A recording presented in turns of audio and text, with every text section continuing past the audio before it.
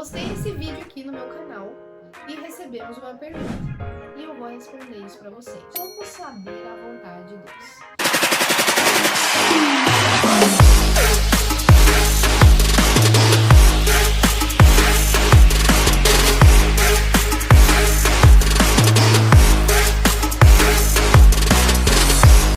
Três passos aqui para você entender como é que funciona isso. A primeira coisa, para você entender a palavra, para você entender a vontade de Deus, você tem que entender a palavra de Deus, certo? Como é que você vai entender a vontade daquele que você quer servir se você não entende aquilo que ele está falando? Então a primeira coisa você tem que ler. A Bíblia diz lá em Salmos 119:1 diz assim: escondi a tua palavra no meu coração para que eu não peque contra ti. Então, o primeiro conselho que eu dou é que você leia a história de Jesus. Então, Mateus, Marcos e Lucas. Comece por aí para que você possa entender. Você não vai compreender tudo, mas uma parte, com certeza, o Senhor vai falar constantemente ao seu coração e vai te dar discernimento. Saiba que, num primeiro momento, a gente não consegue entender tudo.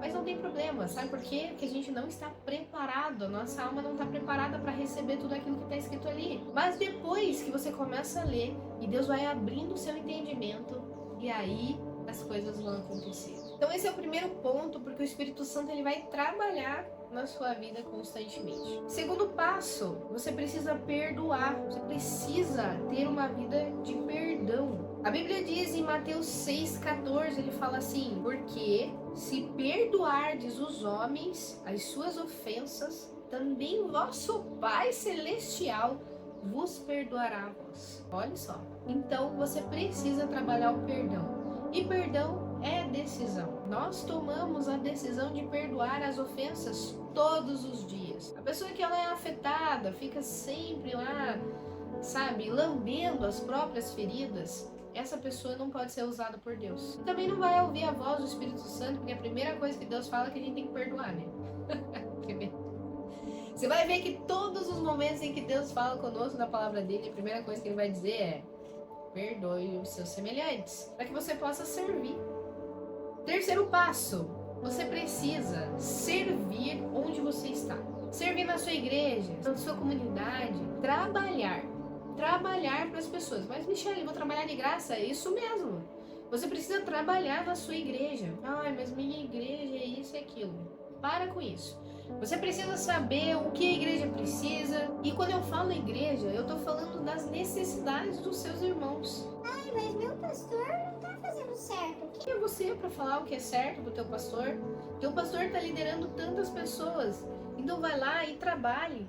Trabalhe com determinação, afinco, sabe? Seja aquilo que Deus chamou você para ser. Sirva, trabalhe, veja o que as pessoas precisam, faça. Depois, lá na frente, Deus vai te dar direcionamentos, que eu posso fazer um outro vídeo falando sobre isso, sobre o teu propósito específico, a unção que Deus deu específica. Mas o início, para você entender aquilo que Deus está falando, esses são os 3 pontos. E a Bíblia diz em 1 Coríntios 15:58 diz o seguinte: continuem fortes e firmes, continuem ocupados no trabalho do Senhor, pois vocês sabem que todo o seu esforço nesse trabalho sempre traz proveito. Tudo aquilo que você servir na sua igreja, você vai ver que você vai conseguir aplicar isso tanto no mundo secular, que aí a gente diz, ai, mas é o mundo lá fora, blá, blá, blá. É isso mesmo.